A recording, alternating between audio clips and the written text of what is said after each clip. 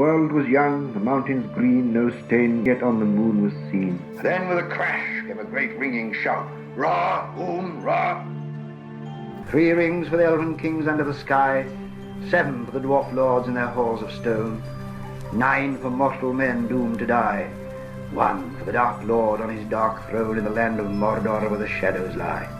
1 ring to rule them all, 1 ring to find them, 1 ring to bring them all, and in the darkness bind them in the land of Mordor where the shadows lie. It's talking about Tolkien, Ben. It's talking about Tolkien, Nate. Simon and Garfunkel edition. Is this a Simon Homeward and Garfunkel Bound song? is a song? Come on.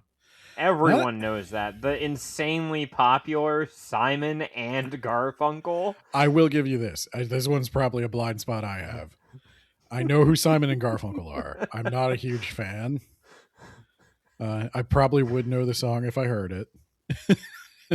But I do not know it by name. But yes, it is Chapter 7, Homeward Bound. Probably a reference to Simon and Garfunkel. Yeah, almost certainly. Tolkien was big into the folk rock scene.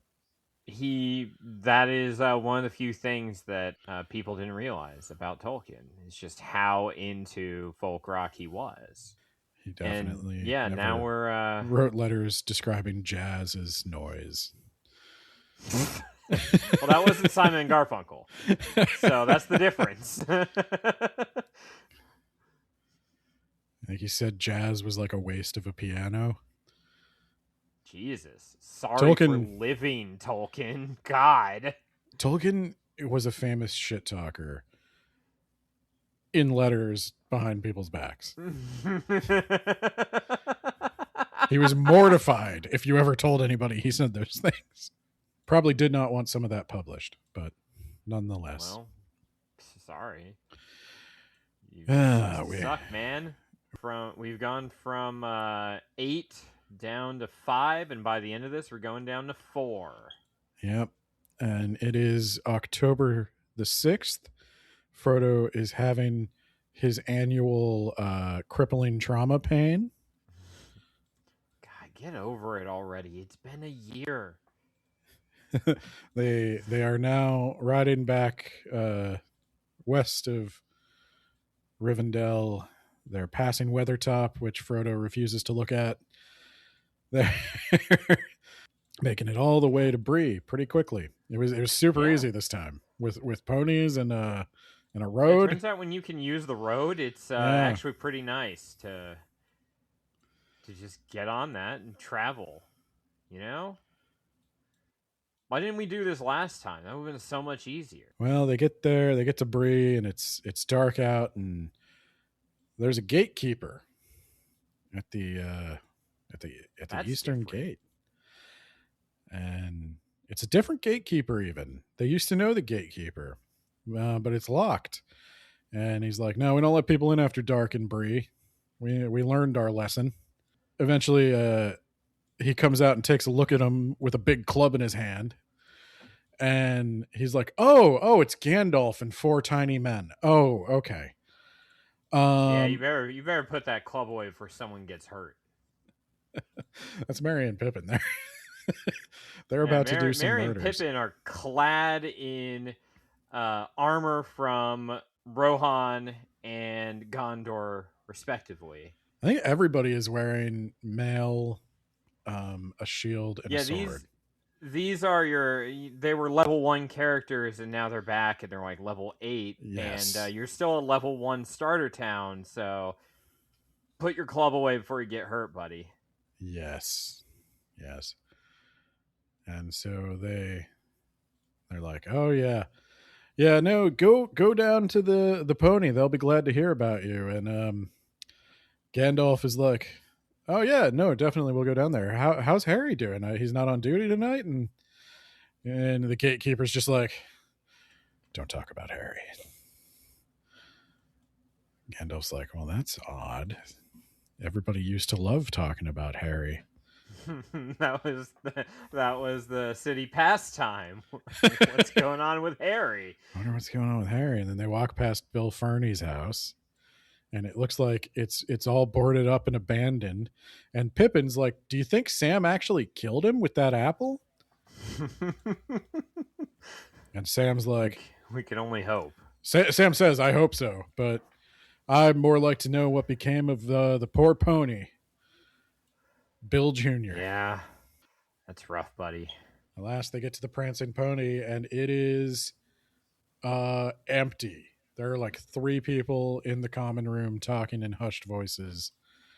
And somehow, though, Barliman is still employing Nob, the Hobbit, who is going to go... somehow? He's essential to this operation. He's going to go put everybody's ponies away, and he's like, well, I loved this line, and I know Tolkien didn't mean it this way, but this made me laugh. I never expected to see any of you folk again. And that's a fact. Going off into the wild with that Strider and all those black men about. Yep. We're like, Barliman, whoa, you can't you can't say Just that. because you're a hobbit doesn't mean it's not racist, man. You need to we're in Bree. You need to tone that down. That's how you get stabbed. There's a new king, man. He's got some Southrons in his court, so. But yeah, he's like, oh, I'll see what I could do. He's like, obviously we're falling on some hard times here, but don't worry. I'm going to keep everything good and mysterious for another couple of minutes. You guys go to that one room you had the last time, and, I'll be in shortly. And as expected, he eventually comes in and he's talking to him. He's like, is there anything else I can get you, before we sit and talk? And Pippin's like, weed. I would like weed. Yeah. And he's like, well, Pippin finally gets it. I only got what we keep in the hydroponics out back. Hasn't been much out of the South Farthing. Not in a while. I'm sure that's nothing. Hasn't been much out of the Shire at all. I'm sure it's fine. And then he puts in something that is like very British. Barliman says that he's all for Bree in most matters, but he will give the hobbits this. They grow good weed. You buy local. Thank you. Buy local, except for the weed. But we find out that Barliman's beer has been awesome since Gandalf blessed it. I think he actually did put a magical spell on his beer. Wow. And then he tells them that there was a little bit of a tussle. Half weird attempt at overthrow of the non-existent government of Bree, and half like mob riot. But essentially, like, Bill Ferny and a couple of the obvious half-orc guys opened the gates, and a bunch of other half-orc guys came in and started trying to fight everybody, and were really surprised to find that they fought back. And in the end, surprisingly few people died, but no one wanted to talk about, like, half-orc? Question mark? Pippin talks about it. He might talk about it in the Skyrim of the Shire. Shut up, Pippin. He does not talk about this chapter. But does it raise a lot of awkward questions? None of which we want the answer to, but we kind of need the answer to now. I think you know the answer. Yeah, I do. I don't think it's. It's an awkward question with an obvious answer. Unless Saruman paid people to act as surrogates. Yup. That checks out. Saruman seems like the type to pay for his labor. Saruman was going after something of an orc Kwisatz Haderach. The lengthening of the way. And he just couldn't get there on his own. So they're like, wow, well, if things are really this bad out here, maybe we should hop off the road again. And Parliament's like, no. You guys are armed and armored. They don't go after hard targets. These guys are weak. They're not going to touch you. Even though you're hobbits, basically they're just scum. They're just scum preying on the weakest of the weak. Like me and old Knob here. That's why we lock up at night. But you guys with your swords and your armor, more people should have swords and armor. That's what I'm starting to realize. Yeah. We're surprisingly... When this new king comes around, maybe we should have some sort of constitution where that kind of thing is guaranteed. Right next to life, liberty, and the pursuit of happiness, the right to bear arms. Every man should have a sword and a javelin missile. Yeah. Fuck yeah. Yes. For the defense of his home and property. But realistically, though, like medieval times, at the very least, you get a spear. Sharpen a stick, Barliman. Come on. I will give him this, though. Like that is kind of accurate. Like armor is expensive. And they're not, like nobody has plate armor. Everybody's wearing mail coats, which is what they would have worn in Anglo-Saxon times. But still, strap a couple of pots and pans to yourself and sharpen a stick and kill some half-orcs. That's what my D&D players would do. Yeah, we would. And then Parliament admits that he might not have fully appreciated everything the Rangers were doing. Yeah. He said he noticed as soon as the Rangers went east, things got really out of hand really quick. The roads turned very dark. There's a lot of monsters about, just straight up monsters. This is Tolkien's allegory for never giving up on NATO, right? And I gotta tell you, Barliman, I gotta tell you, I know you guys have probably been through something, obviously, but you would not believe the strange people that have been coming through our town lately. A lot of them are just people fleeing some kind of greater disaster out east, but I had to deal with that. Must be real hard for you. You kept your stiff upper lip, though. I'm proud of you. You see, the secret is I didn't, but I have a thick mustache.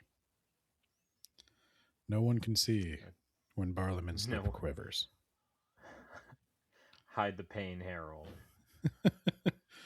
They also inform Barliman that don't worry, things will improve. The Dunedain are coming back, and I wondered about that. I was like, did the Rangers just stay in Gondor? And then luckily Gandalf was there to explain.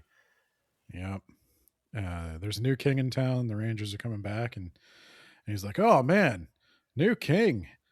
They're like, and he'll be happy to stop here. He's like, well, I don't think a king would ever stop here. He's like, no, this is like one of his favorite places. And they're like, what are you talking about? He's like, Strider's the king. Barliman's just like, well, shit. Oh boy. Favorite place, you say? So like, he didn't hear any of the stuff. He called you a fat idiot once on the road, but I think overall, like, he's in a good mood right now. So yeah, once you see his wife, you'll understand. Like, it'll all make sense. Yep. And Barliman's like, what are we coming to?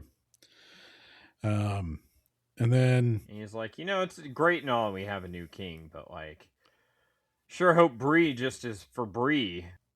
He does kind of he does say that, doesn't he?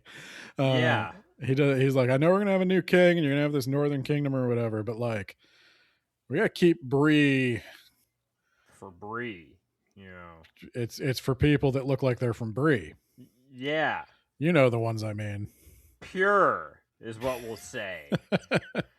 And they're like, Gandalf's like, don't worry, you weird little man.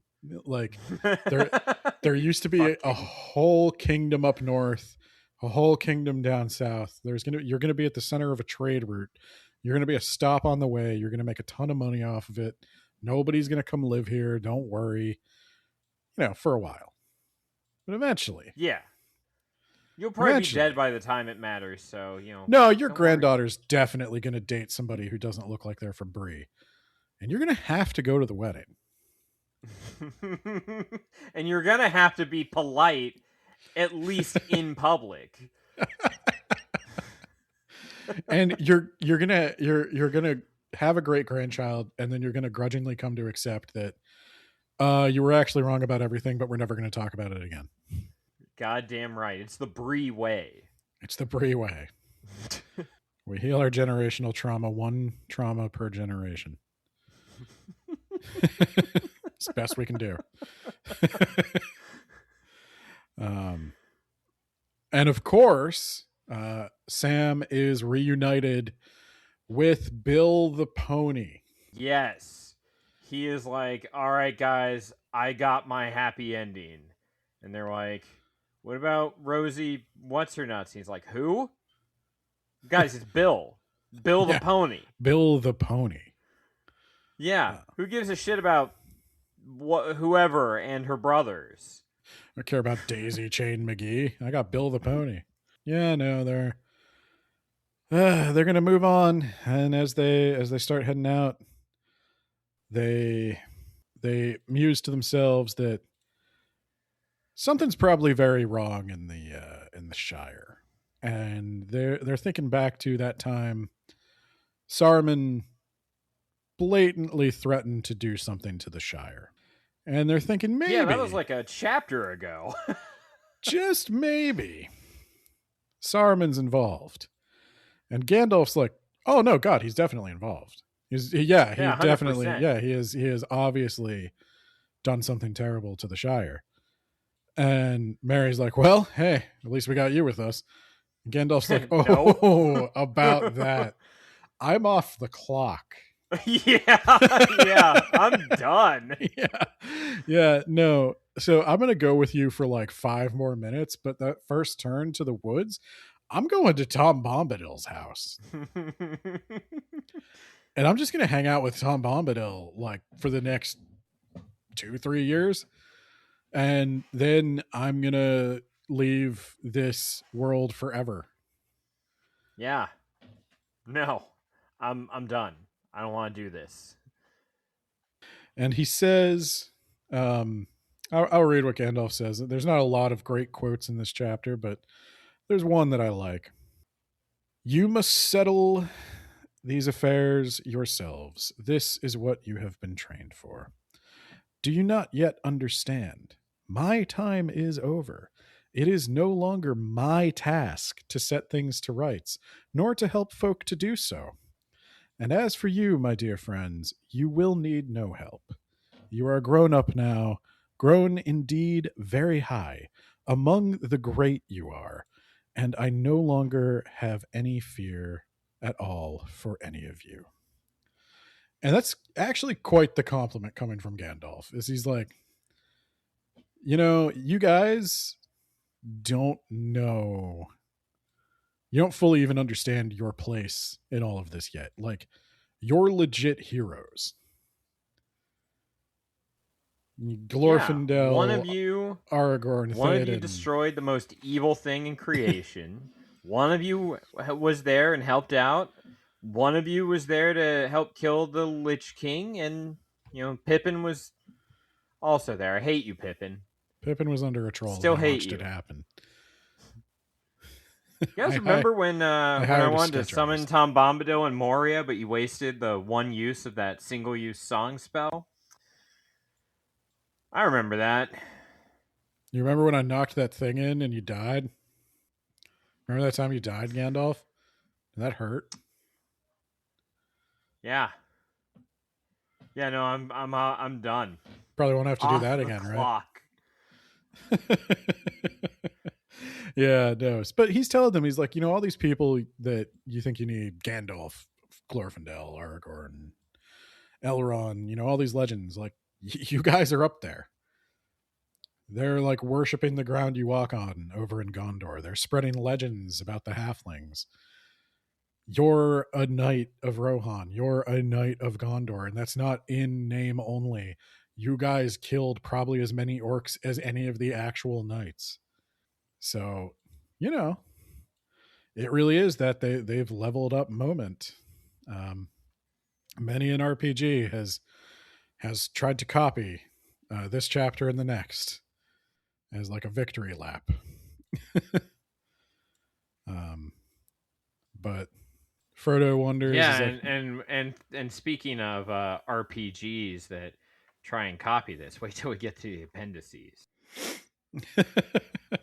I saw there was a Shire calendar in there, and I was like, oh, this is where that comes from, where people get lost in their own ass cracks. I developed like that YouTube video of like, all right, it's now Thorm's Day, and the centaur greets you, and you shook with your right hand. That's an insult in centaur culture, and it's like, oh my god, that obviously that's exaggeration, but it is also something that nerds do, Ben. It is. Speaking of RPGs that steal from this, are we still playing? Goddamn right. This weekend? I got it on the calendar. Okay, good. Is it this weekend? I think it's this weekend. Yeah, because I'm gone the next weekend. Yeah, it's this weekend. I've got it on my calendar. Okay. It's happening. Awesome. And then, yes, Frodo wonders how Tom Bombadil's doing, and I wonder if he even knows what happened. And Gandalf's like, I guarantee he doesn't know, and he wouldn't care if you told him. Yeah. That's Not why even a little bit. That's why I'm going to hang out with Tom Bombadil. Right. Exactly. 100%. He is the exact person that you want in this situation. And Gandalf promptly turns Shadowfax abruptly to the left and rides off the road. And then you can do the outro with my Tom Bombadil outro, right? I could, yes. Yeah. Because I definitely still have that. But the chapter ends rather ominously, I guess. Maybe ominous is too strong a word, but it's a weird note where Mary says, we've left all the rest behind. It seems almost like a dream that has slowly faded. And Frodo says, to me, it feels more like falling asleep again. And I don't... Are you still going on about your trauma, Frodo? Well, I don't really know what Frodo means by that. Like, on one hand, it sounds like... I mean, it sounds to me like he's saying he doesn't want to go back to the Shire. Well, he did ask Gandalf, where will I have rest? And Gandalf just blankly stares at him and does not answer that question. And we just move on to Bree. Yeah. No, I think Frodo knows he's not going home. At the very least, Frodo knows he's not going to be able to stay in the Shire. But yeah, that's the end of the chapter. It's a very short chapter. It's really just a little bit of a calm before a storm. It's letting you know that there's some dark clouds coming. We're building. Yeah, there's building still more book, guys. Up. Yeah, I promise. There's still more book. Stuff is going to happen. It's just not. It's not more chapters of conclusion. We've got one more thing left. Well, he's got to build that steam back up. Yeah, because we just had like many partings. Was it 3 or 4 chapters of, and now we won. We won, and then we won, and we're celebrating our victory, and we're taking a victory lap, and we're doing another victory lap on top of our victory lap. Let's see. Yeah, Mount Doom was, counting this chapter, 1, 2, 3, 4 chapters. So 5 chapters ago, we've had Mount Doom, and then we had 4 chapters of like, we're wrapping up, everyone's going home, everyone's parting ways. But then, final act. Can you imagine if they did this in the movie? They they had all those conclusions that went on for half an hour, and then suddenly a separate, smaller movie happened right at the end that went an extra 45 minutes. The better question for you is, if they were making the movies today, do you think they wouldn't find some way to milk this for content? Well, the answer might surprise you, but it's yes, 100%. Like they're out there. If you are trying to milk the hunt for Gollum, which was a paragraph, or maybe not even a full paragraph. Well, they already made a whole anime out of one sentence in the appendices about Helm Hammerhand. Good. Yeah, great. I need more content. Forever, Ben. Forever. And somehow the movie they made about Helm Hammerhand is about a girl who isn't Eowyn, but very much is trying to redo the Eowyn arc. Okay. I think I haven't seen it, but I know it's about a shield maiden. I don't know if they call her a shield maiden, but no, Ben, that would be sexist, right? Is that what we're going with? We're going with sexist? It's kind of sexist, but they also existed and called themselves that. They did. I was there, Ben. No, it's no, but I was going to say the interesting thing is I've been working my way through the history of Middle Earth again. And I've finally gotten to the Lord of the Rings stuff. It takes 5 books to get to Lord of the Rings. Jesus, what? There are 5 History of Middle Earth books you got to get through that are just about the Silmarillion. He never intended to do anything with Lord of the Rings when he started doing the History of Middle Earth, but he eventually found there was enough to talk about. And so I've been reading the first drafts of I think I've read now 3 drafts of the first chapter of Fellowship of the Ring. And Frodo doesn't exist yet. Oh my God. The main character is Bilbo's initially, it starts out as Bilbo's son, and then it turns into Bilbo's adopted nephew, but he's not Frodo yet. He's Bingo. Oh, thank God he changed that. Yes. But Frodo is actually one of the, there is a hobbit named Frodo, but it's basically the Merry role. Okay. And so, yeah, but there's a point where he finds, like, he really didn't know where the story was going at all. He just knew, like, something about the ring, something about the necromancer. That's how I'm going to tie it together. And where the Black Riders first appear, his first stab at it, it's Gandalf that appears. And then, like, he crosses that out and writes, no, it's a Black Rider, not a White Rider. And he does the sniffing thing. And Tolkien clearly, like, he even comments, he's like, I don't know what this is yet. They're not wraiths yet. He's just like, that he didn't see Gandalf there. He definitely saw something creepy there. And it goes on like that. Like, they know they're heading to Rivendell, but they don't know why yet.